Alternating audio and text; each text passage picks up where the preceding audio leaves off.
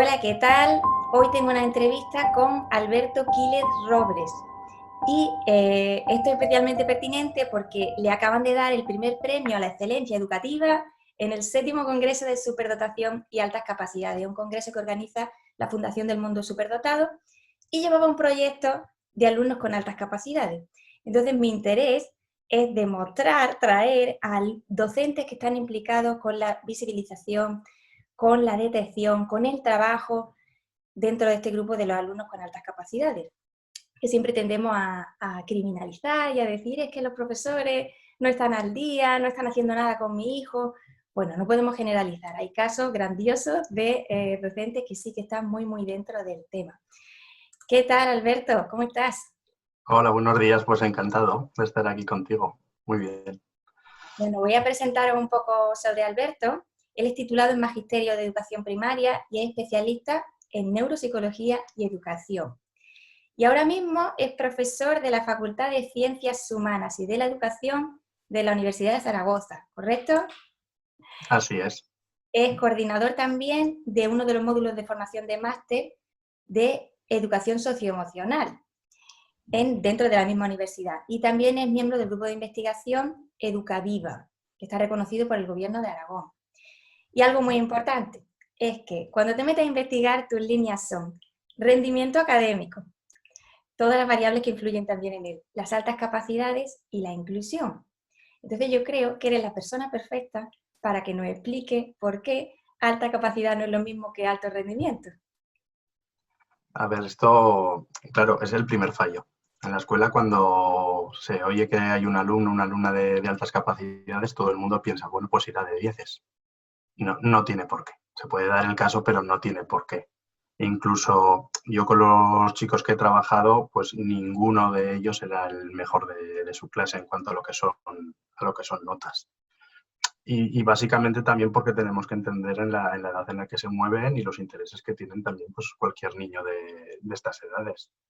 Entonces, no tienen por qué tener una fijación absoluta con lo que es el trabajo del día a día de su aula, ni que ese trabajo sea el centro de su vida, como para llegar a esa inquietud de estar siempre en dieces, dieces, dieces. Ellos tienen otros intereses diferentes. Y además muchos de ellos saben medir perfectamente la nota que van a sacar, porque lo saben, y bueno, y tampoco tienen por qué prestarle demasiada interés a eso. La verdad es así, o sea, yo tengo alumnos pues que pueden ir de 7, pueden ir de 8, otros pues sí que pueden ir de 9 y de 10, los hay también.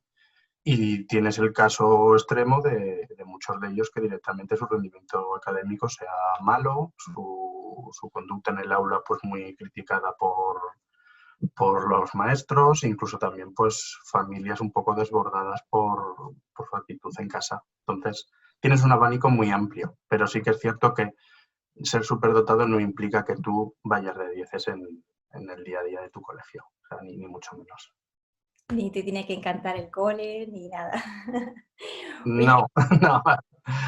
¿por qué dirías que se desmotiva a un niño con alta capacidad?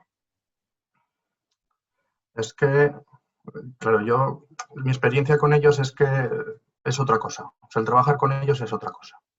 Yo, por ejemplo, cuando metimos en el colegio el trabajo por proyectos, los cooperativos y demás, a mí esas metodologías no tuvieron sentido hasta que las introduje con este grupo de alumnos, que son los que de verdad lo asimilan, los que de verdad de manera innata son capaces de trabajar por proyectos, porque sí que tienen esa necesidad del reto y esa necesidad también de trabajar de una forma autónoma. A lo mejor ya no necesitan tantas las pautas, sino un objetivo final y dejarles un poquito que cada uno, en base a su interés, en base a su estilo de aprendizaje, en base a muchas cosas, vayan realizando su camino de enseñanza y aprendizaje. Es un proceso muy complejo, pero que con un poquito de ganas se puede llegar a conseguir. Sí que es cierto que en la escuela hoy en día hay muchos problemas para poder atender debidamente este tipo de alumnado. El primero sería la propia formación docente. Sí que es cierto que según donde te formas, pues esas programaciones didácticas dentro de la universidad pueden estar muy orientadas, muy trabajadas también, lo que es el ámbito de las altas capacidades, pero en muchas ocasiones no. A lo mejor se preocupan más de dar formación a otro tipo de perfil, ¿vale? Eso por un lado. Luego, por otro, también está el pensamiento ese de que, claro, las horas de apoyo educativo dentro de la escuela también son muy reducidas, están muy sesgadas. ¿Y qué es lo que pasa encima? Que cada comunidad autónoma tenemos unas reglas diferentes. No es lo mismo la dotación de horarios, por ejemplo, en el País Vasco que en Aragón. Nosotros en Aragón, tengas la diversidad que tengas en el aula, se asignan X horas. Y con esas horas tienes que atender todo lo que tengas ahí dentro. Entonces te toca elegir. Y claro, la mayoría de los centros lo que dicen es, puedo apoyar a las altas capacidades o puedo apoyar otros perfiles de necesidades educativas. Casi siempre se tiende más a esta segunda opción, Claro. porque parece que se les ven como más vulnerables. Pero es una cuestión también de cierta falta de recursos. Hay cierta falta de visibilidad y falta de formación específica. Y también faltas de proyectos concretos por parte de lo que son las administraciones para poder atender adecuadamente. Entonces, hoy en día está un poco en el limbo. Sí que se recoge en la normativa desde hace años la atención a alumnos con altas capacidades, pero a la hora de la verdad no está materializada en proyectos que te doten de disponibilidad horaria o de recursos humanos para poderlo hacer. Y para mí es el principal problema. Ya no es una falta de actitud del docente, porque hay muchos que lo harían encantados, porque ya os digo, es fascinante trabajar con este tipo de alumnado. A mí seguramente es lo más bonito que he hecho en el aula, pero claro, las circunstancias son las que son y es un problema. Qué bien, qué bonito que diga eso, que cómo se disfruta ese tipo de proyectos. Es que es una de las quejas más comunes, ¿no? Que digan, parece que los que están a la derecha de la campana son los que menos se atienden porque, como tú dices, puesto a hacer un triaje de necesidades, pues hay otras que parecen de más vulnerabilidad y se atienden antes. Y entonces, ¿por qué mi niño no? Si está recogido en la ley, como tú dices, ¿no? Si es de ley, si es de ley, pero somos los profesores que somos, tenemos el tiempo que tenemos, los medios que Sí, tenemos y a veces es complejo. toca elegir. Claro, por desgracia, esto es triste, pero Y es muy injusto muy para el injusto. propio docente que tenga que elegir. Lo sabrás ya que hemos pasado de un 98% sin diagnosticar que teníamos a 95,3%. Parece como que nos tenemos que alegrar mucho, pero seguimos con el 0,47% detectado.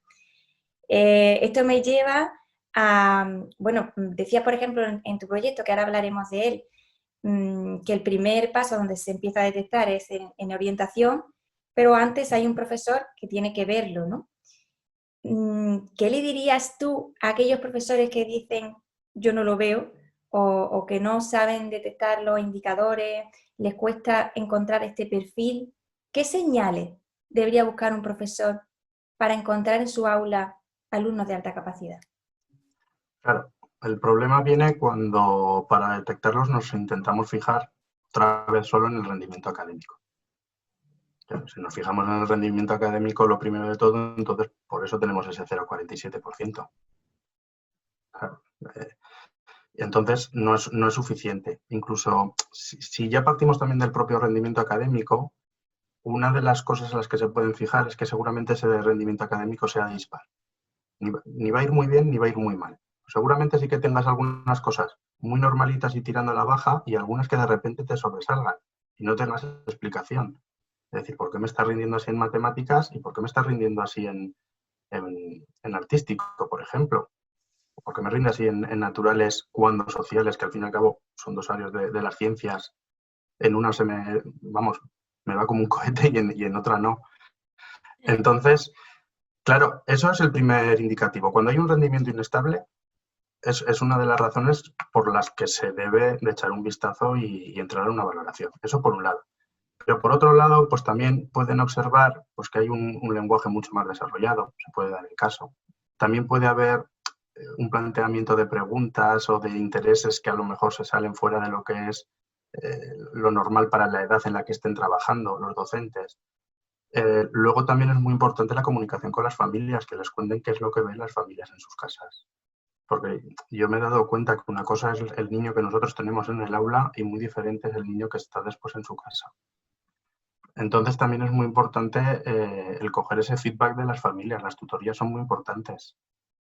Entonces, ir recogiendo un poquito de todas estas cuestiones, pues ya te digo, creatividad, lenguaje, tipo de preguntas, puntos de interés, incluso la propia actitud. Si tú ves que toda la actividad estructurada que vas haciendo a lo largo del día hace que, ya no que se aburran, porque a mí lo de aburrirse no me gusta, porque realmente es lo más fácil que puede resolver un maestro. El aburrimiento en un niño es lo más fácil que puede resolver un maestro.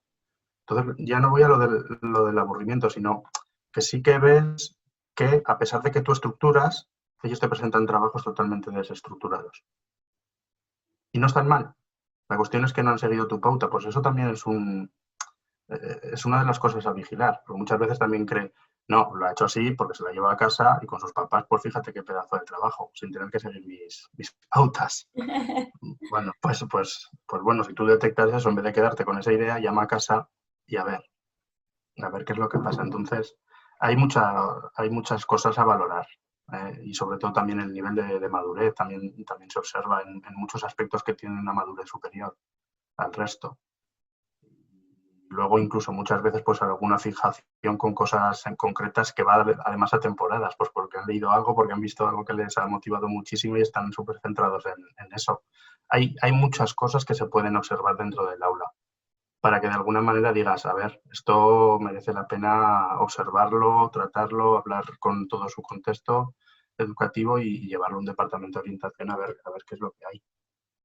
Y dice además eso, una buena comunicación con la familia, porque al final Sí. El niño a veces se comporta diferente en el aula y en casa, tanto para bien o para mal en el sentido de la detección, porque algunos padres dicen, es que mi hijo es muy diferente, cómo está en casa, a lo que luego hace allí, lo que genera en el colegio, pues es como más mediocre, por ejemplo, a nivel de dibujo, ¿no? Y aquí hace unas creaciones que creen los profesores que lo hemos ayudado nosotros, ¿no? Y a la inversa también pasa, que el profesor sugiera que hay una alta capacidad y digan los padres, ¿cómo va a ser? Imposible, si me suspende aquí y lo otro mal, ¿no? Es la diferencia esa que tú decías. Sí, es que se puede dar también lo mismo, pero a la inversa. Pero claro, es que, y luego a ver, que los aspectos a tener en cuenta dentro de las altas capacidades también varían mucho. O sea, el propio término ha variado mucho a lo largo de la historia, que si hablábamos de superdotados, sobredotados, altas capacidades, precoces, genios.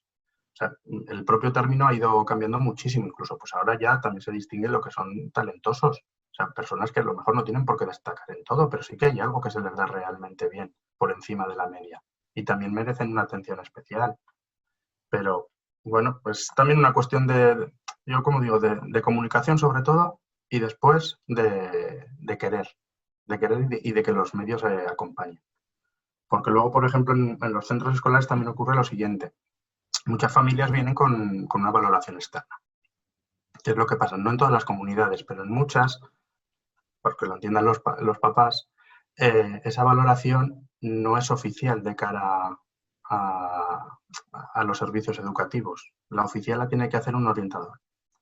El ratio de los orientadores está sobrepasado hoy en día. O sea, se estima que deberían de tener cada orientador entre 250 y 300 alumnos y están llegando a tener cifras superiores a 1000. Una valoración completa lleva mucho tiempo, mucho. O sea, si un orientador tiene que valorar, como se dice, cada año de alguna manera sus 1000 alumnos y además después centrarse en todo aquello que ha detectado, no puede un orientador. Imposible. Pero por otro lado, como tampoco se admiten como oficiales las valoraciones externas, claro. Y luego más aún, la teoría. Sí, y luego por otro lado, la teoría nos dice unas cosas, de que, por ejemplo, pues a partir del percentil 75 podríamos hablar de cierta alta capacidad, pero a la hora de quererlos diagnosticar dentro del ámbito educativo, también hay comunidades en las que te dicen, no, 75% no, o sea, percentil 92, en todo. Pero entonces ahí sí que ya nos estamos yendo otra vez a ese 0,47. Claro, que ya no es que hablemos de una alta capacidad, sino que estamos ya hablando de dentro de la alta capacidad lo más arriba posible. A ver, sí. Es por eso que también yo creo que incluso hay una mala comprensión de lo que es el término alta capacidad. También porque la sociedad los tienen como genios excepcionales. Es que tampoco tiene por qué se da eso. No se tiene por qué llegar a eso. Puede estar por encima de lo que sería la media, pero no tan arriba. Y eso Sí, no quiere decir que tampoco necesiten ayuda ni atención. Sí, claro que la necesitan. claro, sí, sí. Sí, al final es conocer, porque y recuerdo un profesor que me encontré que me dijo, yo en 20 años de profesión no he visto nunca un niño de alta capacidad. Digo, bueno, claro, no lo has visto, pero tenerlo por estadística te Mm, ha tenido que caer en alguna de las clases, ¿no? Y al final es eso, claro. falta el saber cómo detecto a un niño que no es prototipo, que es muy Mm, heterogéneo, que es distinto. Luego está la casuística también de las niñas, las edades, que sí, son muchas cosas. Vamos a hablar de tu proyecto, por cierto, enhorabuena por el premio. gracias. Es un proyecto de 4 años que va del 2017 a 2021 y lo Mm, lleváis a un colegio que es el Colegio Concertado Sagrado Corazón de Moncayo. sí, He visto que los años con los que habéis trabajado es de 8 a 16 años, de tercero de primaria a cuarto de la ESO. Y por contar un poco más, teníais una acción de 1 hora semanal en primaria y 2 mm, en secundaria. Ahora he visto que el enriquecimiento estaba dirigido al área de lengua española y matemáticas. Quiero que me cuentes sobre esto y que mm, incluso había una unión, porque he visto microrelatos matemáticos. Me encanta eso. sí, está Cuéntame muy chulo. un poco sobre esto. ¿Por qué vais aquí a lengua, matemáticas? ¿Cómo funciona ahí? Mm, te explico. Nosotros hemos tenido mucho interés por atender a este tipo de chicos, pero ya empezamos en el año 2012, cuando una de las personas del Departamento de Orientación, que actúa sobre todo en lo que es la etapa de infantil y en los 2 primeros añitos de primaria, empezó a hacer una observación sistemática de lo que hablamos. Es decir, bueno, si el tutor no tiene tiempo o no tiene conocimientos para poder hacer esa observación sobre las cosas que hemos comentado, bueno, que vaya al especialista. Entonces había un especialista que sí, que cogía, iba haciendo talleres de estimulación del lenguaje para todos, para todo el alumnado. Y a raíz de ahí sí que veía, a través de ese lenguaje, pues uno de los aspectos que podía detectar para ver si había alumnos de altas capacidades. También trataba de hacer algún tallercico de manipulación, de artístico, por irnos a otra variante, también por lo mismo. Entonces, durante 4 o 5 años estuvo sobre todo haciendo esa observación sistemática en los primeros años y con pequeñas inclusiones sobre todo de talleres de estimulación, con los más pequeñines. Como ocurre siempre, faltas de medios, faltas de recursos, falta de creer en estos proyectos también los propios centros escolares, se vino abajo. 3 años después, no, 5 años después lo pudimos retomar. ¿Qué es lo que pasa? Que nos encontramos que los más pequeñitos de esa etapa infantil que estaban en observación ya estaban en primaria. Entonces, de alguna manera dijimos, bueno, los tenemos entre los 8 y los 12 años ahora mismo, a esos chicos que ya teníamos un poco detectados, vamos a volver a trabajar. Pero vamos a plantearlo ya no solo con una observación y unos talleres de estimulación, sino que vamos a intentar hacer algo concreto para ellos. El horario era muy reducido. Entonces nos planteamos el hacer pues, una serie de programaciones que fuesen multicurso y multietapa ahora, porque incluye primaria y secundaria. Ahí es cuando nosotros introducimos esta programación flexible que le llamamos adecuación de respuesta. ¿Por qué? Porque nosotros la manera, sobre todo, de evolucionar de estos chicos no lo vemos en la propia resolución de problemas, porque ya sabemos que lo van a resolver, sino en el tipo de solución que le dan al mismo problema. Entonces teníamos la misma programación, tanto para un niño de 8 años como para un niño de 16. La misma programación. Y ahí lo que vemos es la evolución a lo largo de los años de cómo a poco, a través de la adquisición de conocimientos, pero también a través de la madurez y el propio desarrollo integral suyo, van evolucionando hacia una mejor respuesta, llegando incluso a que esa respuesta sea beneficiosa para todo el grupo clase, que de alguna manera es la que sería la acción de inclusión, es decir, desarrollo una serie de trabajos que al final, cuando está totalmente desarrollado, lo puedo llevar a mi aula. Entonces, la manera más fácil es incluirlo dentro de lo que son las 2 áreas troncales por excelencia en primaria, que serían lengua y matemáticas. ¿Eso quiere decir que hemos trabajado solo la lengua y las matemáticas? No. De manera transversal, metíamos todas las demás, pero en base a estas 2 áreas porque son el horario lectivo que disponíamos para poder trabajar con estos alumnos. Por eso centrábamos más en lengua porque salían en hora de lengua y lo centrábamos en matemáticas porque salían en la hora de matemáticas. No nos queda otro remedio que hacer como un aula aparte. Un aula aparte que diseñamos, que pedimos presupuesto, no es un aula normal, las mesas son diferentes, o sea, hay mesas de oficina, porque trabajamos mucho la discusión de expertos, digamos, es como reuniones de verdad. La tecnología disponible pues también es diferente a la de un aula. Era todo como más motivador, que te permite trabajar de otras maneras. Entonces, pues bueno, nos teníamos que centrar en lengua y en matemáticas básicamente porque son las dos troncales de la etapa de primaria donde empezamos y porque era el horario que nosotros disponíamos. Pero a partir de ahí, lo que te he comentado antes, es tan fácil trabajar con ellos por proyectos y de una forma multidisciplinar que todo entraba ahí. O sea, a través de las matemáticas hemos hecho también relatos, hemos hecho libros de cuentos, han diseñado su propio libro de matemáticas para niños desde primero de primaria hasta sexto de primaria, para que vayan aprendiendo. Diseñaron un libro enigmático porque hicimos un taller de introducción a la formulación, donde los números se convertían en letras para aprender ya lo que eran las fórmulas. Entonces codificaron todo el libro que habían diseñado. No hay números, todos son letras. Y al principio había como un reto matemático para poder identificar el valor asignado a cada una de esas letras. Y el que conseguía descifrarlo podía desarrollar después todo el cuadernillo. Si no, no podías. Entonces, yo digo, hemos hecho muchas actividades diferentes. No es que a un niño de 8 años le demos el contenido de 2 cursos más. No. Nos hemos centrado cada uno en su contenido. Porque también tenemos claro que yo creo que no se trata de correr temas de contenido porque no van a tener problemas de contenido, lo van a adquirir a medida que se lo vayas presentando. Entonces, a lo mejor tampoco teníamos la necesidad de ir avanzando cursos, sino de trabajarlo de otra manera. Porque si le vas a dar más contenido, pero se lo vas a enseñar de la misma manera, el nivel de significancia de ese aprendizaje y de interiorización sigue siendo el mismo.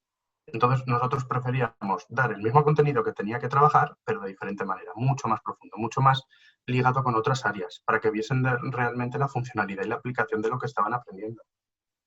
Por eso, pues bueno, mezclas lengua, mezclas matemáticas, un día apareces con mapas para aprender cartografía, maquetas y demás, a la vez que estás trabajando escalas. Mezclábamos todo. Todo lo que hemos podido. Hasta escape room he visto, ¿no? Y exposiciones. Sí. Hay una semana cultural que hacemos una vez al año que se hace, lo que proponemos a toda la escuela es trabajar las matemáticas de manera diferente, mucho más cercana como lo hacen ellos en su aula. Entonces, con ello diseñamos toda esta semana. Los escape room que después van a hacer sus compañeros están diseñados por ellos, los talleres manipulativos están diseñados por ellos, talleres de lógica, pues a través de, por ejemplo, prepararon uno que era aprender la sucesión de números primos a través del cuadrado mágico. Pues bueno, pues ellos sí, fueron investigando. Además es que les encanta que tú les plantees un reto y cuando lo han conseguido le dices, no, pero esto no, para esto que has puesto de verdad de dónde sale y se meten en internet, lo buscan, lo completan, lo perfeccionan. Entonces, ya te digo, sobre todo es que de alguna manera ellos aprendan, ellos estén a gusto en clase haciendo otras cosas, pero que cuando se dan cuenta de que a ellos les ha servido tengan la posibilidad de llevarlo a su aula y que los demás también disfruten de esto. Claro, que disfruten, es que al final la palabra es disfrute siempre y es lo que dicen, no se trata de velocidad, se trata de profundidad. Ellos lo que van a querer es sumergirse dentro de lo que tú le acabas de explicar. Seguir corriendo tampoco tiene sentido, es que tenemos esta obsesión de correr todo el rato. Sí, yo siempre pongo un ejemplo. Les puse como un reto que era una araña que tiene que saltar de una esquina de la caja a la otra. Pues bueno, los mayores ya habían dado las matemáticas suficientes para conocer el teorema concreto con el que pueden resolver ese problema. Lo que hablamos, ¿eso quiere decir que no lo puede resolver el de 8 años sabiendo lo que sabe? Claro que lo puede hacer. O sea, de hecho, pues el niño de 8 años, en vez de verlo dibujado, pues cogía una cajita de cartón y se hacía su maqueta en la cajita de cartón. Luego, pues la cortaba, la desplegaba completamente, veía pues, de esa manera como la geometría también tiene su representación plana y su representación en 3 dimensiones. Ahí podía trazar las líneas, podía medirlo, lo resolvían de otras maneras. Y se trata precisamente de que cuando lleguen a ese contenido directo, ya lo hayan trabajado de manera profunda por manera lógica y funcional. Entonces, esos niños cuando lleguen a aprender ese teorema, no lo van a memorizar y aplicar, sino es que van a saber, van a tener un mapa mental clarísimo de en qué consiste. Oye, ¿y estos grupos no estaban segmentados por edades, ¿no? Había varias edades en el mismo grupo. Sí, depende de cada semana. Sí que es verdad que intentábamos que nunca estuviesen al menos los de una edad, mínimo 2, Ujú, pero siempre que podíamos todos. Siempre que vale. podíamos todos. Al fin y al cabo teníamos 15 alumnos. Entonces, si podíamos juntarlos a todos, pues los uníamos. Pero mínimo, mínimo, mínimo, al menos de 2 edades. O sea, si estaba tercero con cuarto, a veces tercero, cuarto con quinto, sexto con primero de la ESO.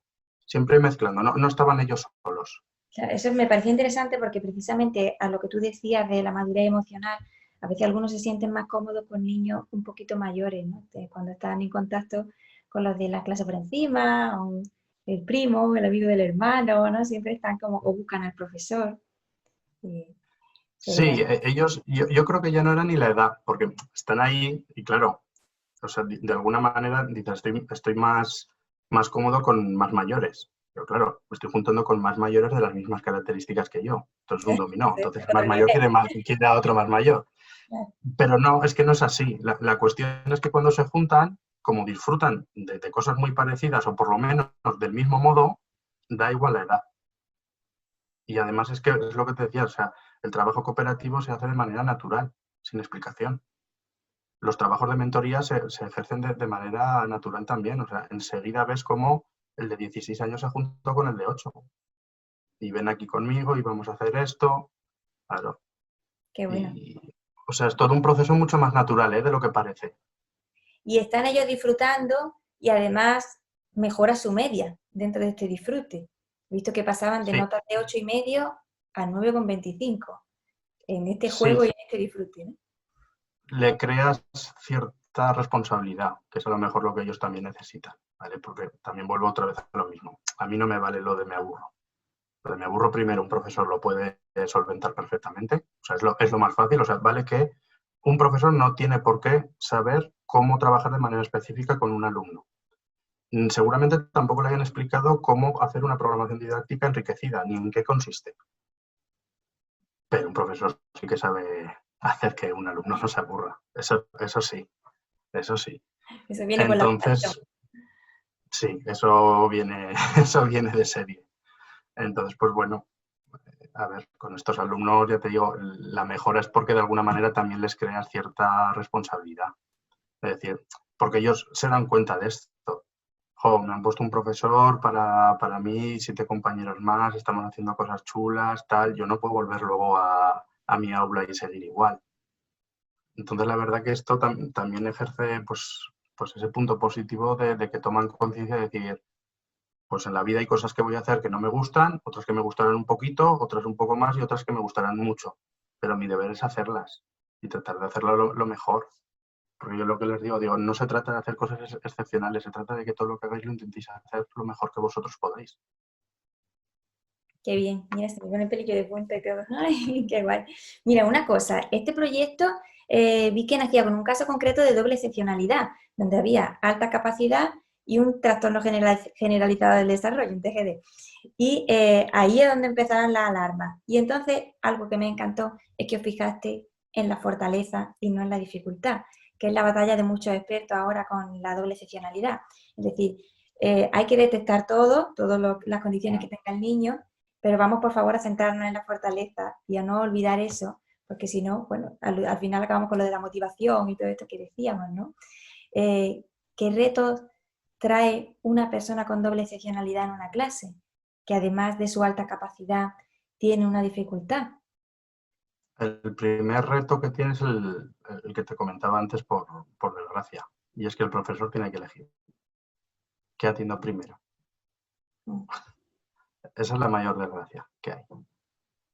Entonces sí que es cierto, y nos ha pasado en la mayoría de los casos, ha sido una doble excepcionalidad de altas capacidades con Asperger. Lo primero ha sido atender el Asperger. Pero te encuentras con lo siguiente, que mientras nosotros ya atendíamos el Asperger y después pasábamos a las altas capacidades, a esa familia, en diferentes valoraciones, se les iba diciendo, ya no desde el centro, también desde fuera, que primero que si era TDA, que si no, que si lo que tenía era un problema del desarrollo en el que en algún momento se había pasado, se había saltado alguna etapa y que por eso también tenía problemas pues con los esfínteres y sea, poco a poco, ahí el problema que tienen las familias es que se encuentran a lo mejor con 7 etiquetas diferentes, la etiqueta no hace nada, como no se atienda, te da igual que te pongan 10, que no sirve para nada. Y el problema es que ante semejante batiburrillo, pues luego también, según los medios que tienes que empezar a atender algo de manera concreta. Sí que es cierto que las altas capacidades siempre es lo que hablábamos, se queda al final. Se queda al final. En esta doble excepcionalidad, sobre todo cuando son más pequeñitos, por ejemplo, pues altas capacidades de Asperger, pues la gente va de lleno a ese perfil Asperger. Yo es una de las cosas, a ver, las entiendo porque como maestro sé lo que te toca hacer y las decisiones que te toca tomar.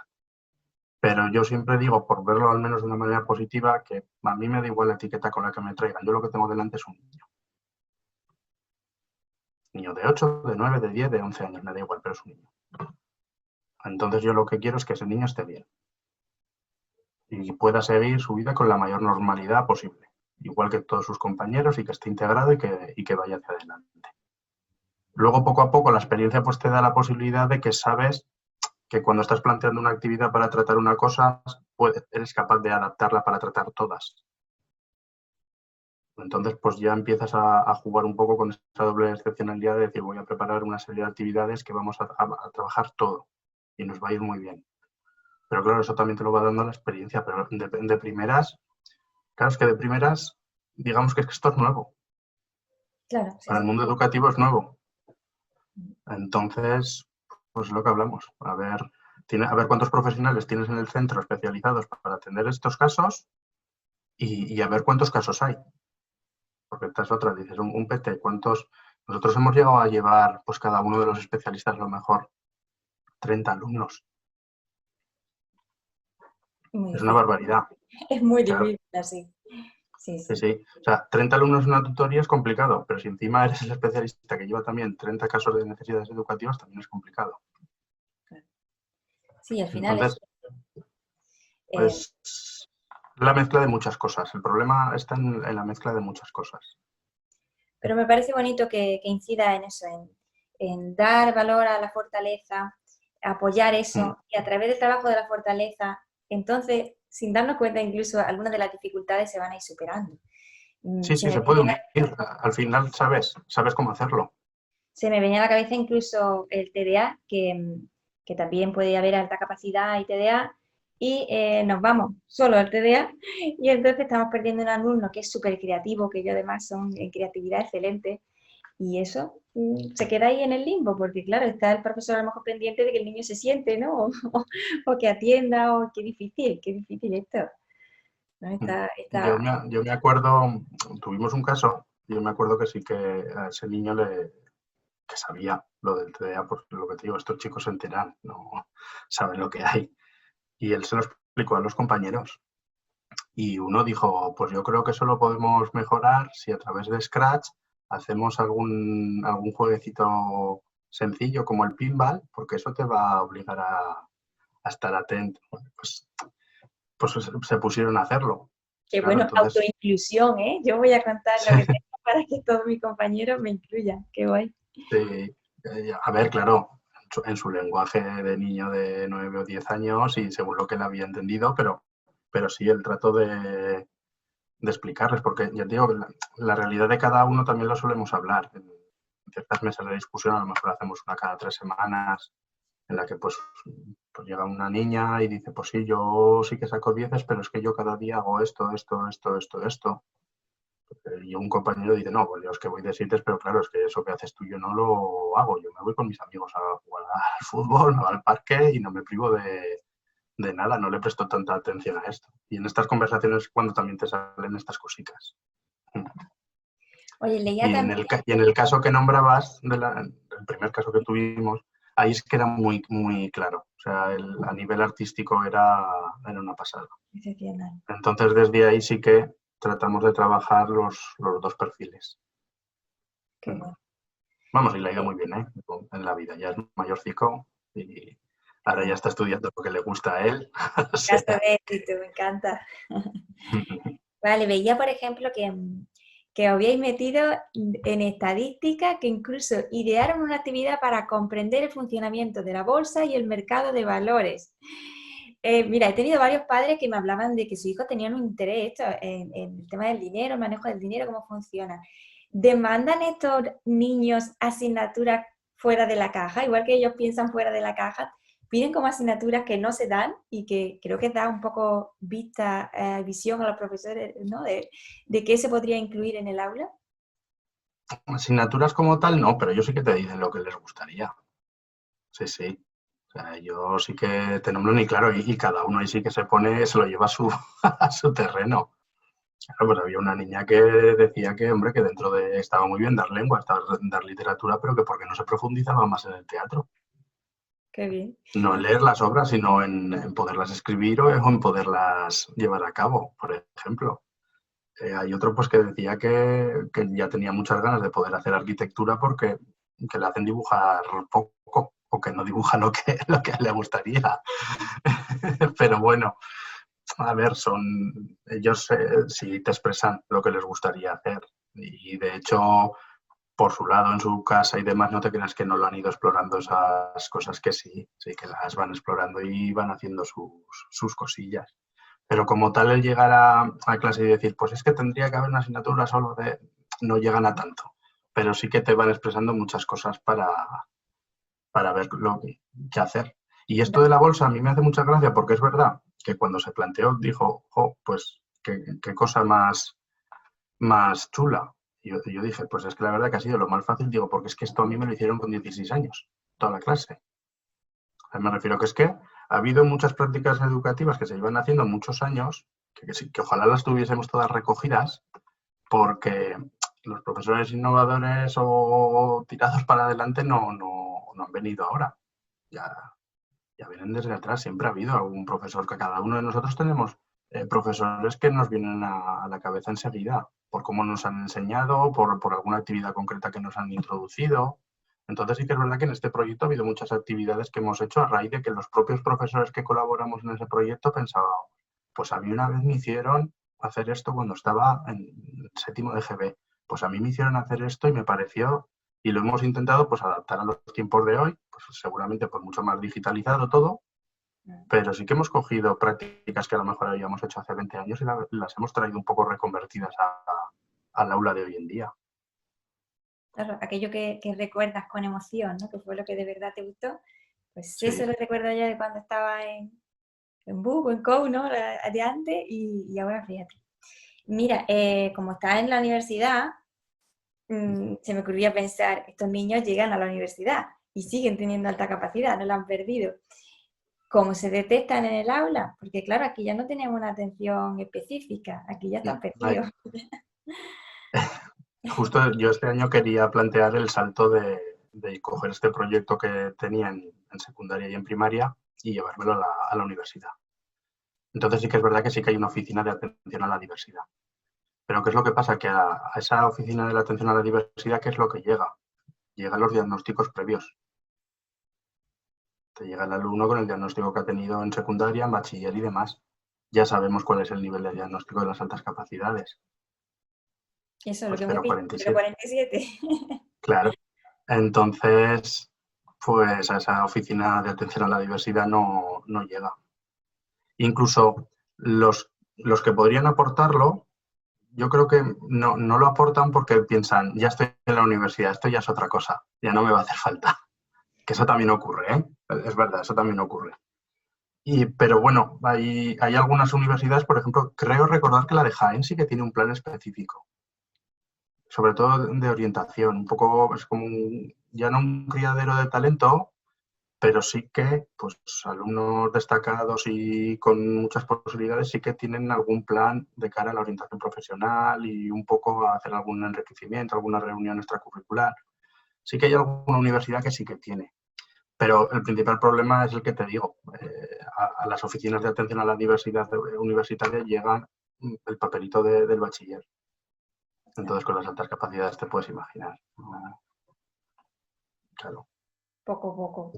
Bueno, entonces va a tener continuidad, ¿no? Este proyecto, ¿tenéis más proyectos en el futuro, próximas ideas? Pues yo ahora, por ejemplo, sí que ya estoy totalmente en la universidad desde hace un mes, ya no estoy en el colegio, Ujú.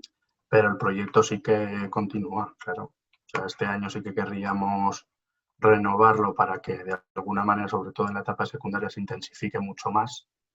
Pero bueno, estamos ahí, pues lo mismo, viendo a ver qué disposición horaria tenemos. Porque sí que vemos que para que esto vaya creciendo empiezas a necesitar profesores de plena disposición para llevar este proyecto. Mientras tanto lo hemos hecho como hemos podido. O sea, ha habido momentos en los que hemos puesto horas nuestras porque sí, de quedarnos al mediodía sin tener, porque además es que los que estamos, está el orientador, pero todos los demás digamos que somos especialistas de primaria o de infantil, ya no de secundaria. Entonces ahí sí que a lo mejor, como ellos estaban, los de secundaria estaban hasta el mediodía y los de primaria van de partido, pues nos quedábamos al mediodía para poder aprovechar. Bueno, Sí, pero que sale, claro, sale de vosotros, de esa voluntad de echar más horas al final. sí, sí, sí, pero sobre todo pues comienzas algo sin saber muy bien lo que estás haciendo, pero cuando ves que empieza a dar frutos, te das tú también cuenta que a través de formarte y de vivirlo cada día vas sabiendo un poquito más, pues o sea, la implicación es muy alta. Te engancha. Entonces, claro, Ya. claro, sí, sí, nosotros lo que no queremos es que este proyecto otra vez se corte como pasó con el inicial.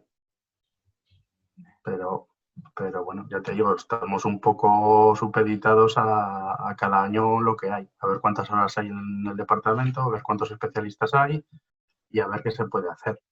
Pero lo primero que sí que se ha hecho, que lo está haciendo el orientador, es evaluar todavía más niños. Además lo hace de una manera muy segura, porque nosotros sí que es verdad que desde primero de primaria anualmente se pasan pruebas a todos los alumnos, a todos. Qué O sea, bien. en años discontinuos sí que se hace, digamos, una evaluación completa Ujú. y creo que es en los impares, sobre todo a partir de tercero de primaria, sí que hay una evaluación completa y en los pares parciales, como de seguimiento del año anterior. Pero todos los años se valora algo. Entonces, ¿qué es lo que pasa? Por eso lo pusimos también en tercero de primaria. Cuando en tercero de primaria ya vemos que hay un niño que 3 años seguidos te está destacando, ya no es la casualidad de una evaluación de un día. Aquí ya ha habido varias evaluaciones de 3 años consecutivos. Entonces ahí sí que cogemos y decimos, ahora sí que ya hacemos ya la evaluación, otra evaluación más directa y enfocada hacia esto y lo incluimos dentro de lo que es el Además hay programa. una dirección. Como yo tengo un proyecto donde van a ir estos niños, tengo interés también por encontrar a estos niños para que vayan a ese proyecto, ¿no? A ver si hace falta tener ese espacio, ese aula que tú dices que justifica que estemos empeñados en encontrarlo. Sí, sí, sí.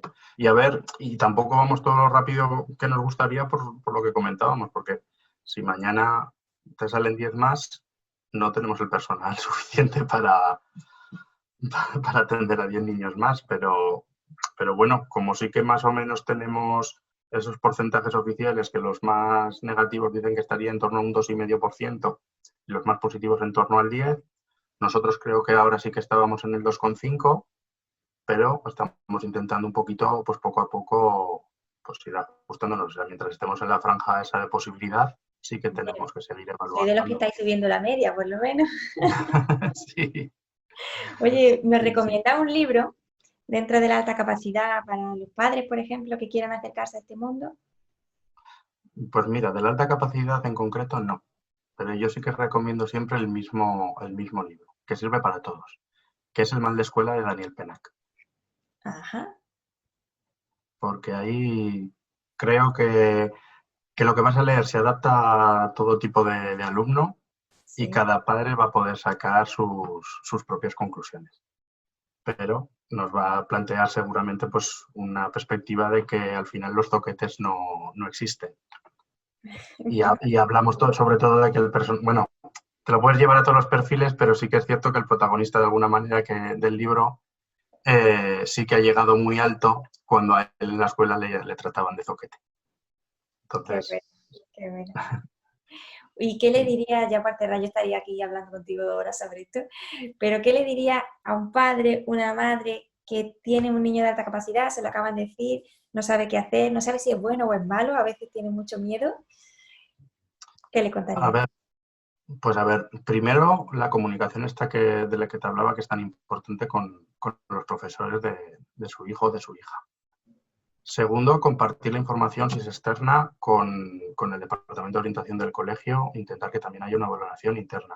Que si no se la dan inmediatamente, que no se frustren, no se enfaden, porque es que, o sea, los recursos que hay son los que son.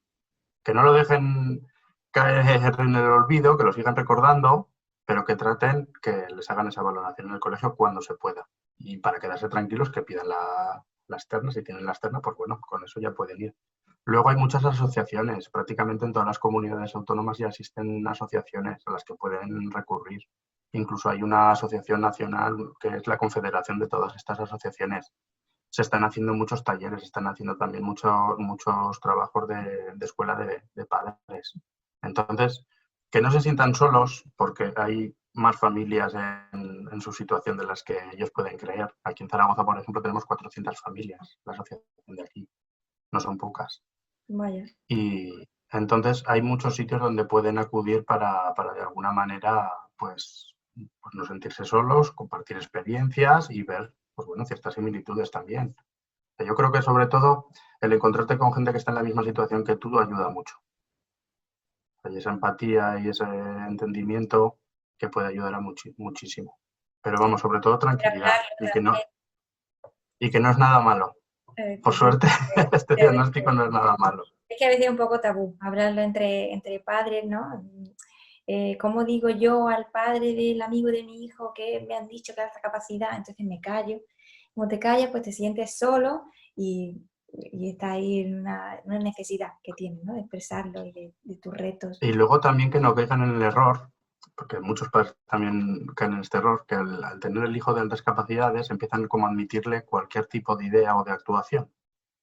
Y ahí es donde digo, que sigue siendo un niño. Como que todo Y justifica, ¿no? Y no. no es todo justificable, o sea, sigue siendo un niño y un niño hay que educarlo y hay que enseñarle. Entonces, pues alimenta esa creatividad, esa inquietud, haz todo lo que puedas por acompañarle en este proceso de desarrollo, pero marca también ciertos puntos que todos tenemos que seguir o nos ha tocado seguir en algún momento de nuestra vida. Entonces, la alta capacidad no justifica luego cualquier tipo de comportamiento o cualquier acción, ¿eh?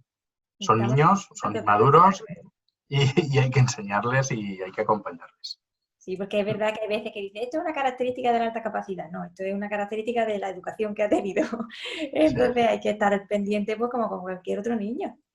sí, sí, sí. Bueno, A ver, pues es fundamental que digamos que hay más personas dentro de tu investigación. Está sí. Sonia Moya Rodrigo, José Manuel Contelmanao, Juan Miguel Álvarez Ballesteros, Susana Cardiel Díez, José Francisco González Pulido y Zulema Bordeta, que no es trabajo de uno solo y hay No, que... no, no.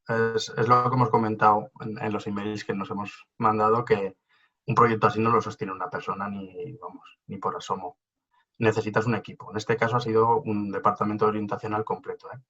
Desde las profesoras de pedagogía terapéutica, pasando por profesores de apoyo sin ninguna especialización, pasando también por los especialistas de AL, de neuropsicología y el propio orientador, el primero para poder tener, o sea, que él ya tiene mucho trabajo, como he explicado, pero claro, pero sí que es cierto que ha cogido y ha dicho, pues sí, si evalúo a todos, evalúo a todos. A todos, Y, qué y ha genial. dado ese paso. Qué Mm, genial. Sí, sí, sí. sí. Que no Entonces, es pues solo bueno, tú que hayas, sino que es que hay más gente implicada con esto, sí, trabajando. sí. Son Sí, y buenísimos. además es que por eso invito a las familias que lo digan o que hablen con las direcciones de los centros de manera muy cordial, porque además es que nosotros empezamos gracias a dos familias que vinieron y nos lo dijeron. Oye, mira, hemos ido a un psicólogo, le han evaluado a mis hijos, ¿qué se puede hacer? Dice, porque miran la ley, me hablan de enriquecimientos curriculares, no sé lo que es, tampoco sé si es conveniente pasarlo de curso o no llega a tanto. No tengo, o sea, vinieron de forma muy humilde a pedirnos a ver qué se podía hacer, pero sobre todo a preguntarnos por cómo lo veíamos nosotros. Y fue a raíz de ahí de decir, hombre, pues si hay dos, vamos a ver. Claro, pues ahí es cuando sacó todas las evaluaciones el orientador y dijo, a ver, hay dos, pero su nivel es tal, tal, tal, tal, tal, tal, tal, tal.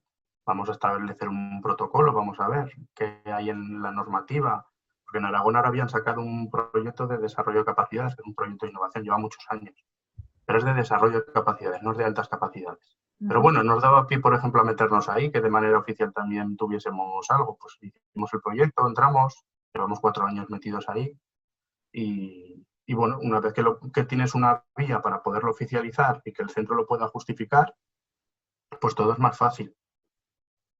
Qué bueno. Entonces, es un trabajo conjunto. Alberto, muchísimas gracias por contarnos esto. Te pueden encontrar también en Twitter, alquiroba con K, lo voy a poner aquí para que lo podáis ver, 82, en Facebook, que también pondré el enlace, y en Instagram como Quilet Robres, ¿correcto? Por si quieren seguir haciéndote preguntas, estar al día de tu superproyecto.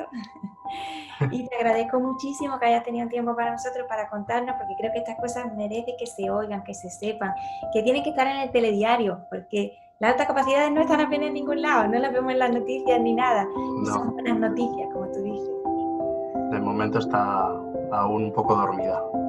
Es una característica. Pero poco a poco yo creo que el cambio poco a poco se está dando. Ya fíjate qué tipo de proyecto. Sí, y sobre todo lo que te digo es voluntad. Totalmente. Es voluntad y compromiso. O sea que se puede hacer. Se puede. Muchas gracias, Alberto. Que tengas buen día. Muchas gracias a ti. Igualmente, gracias. Hasta luego. Chao.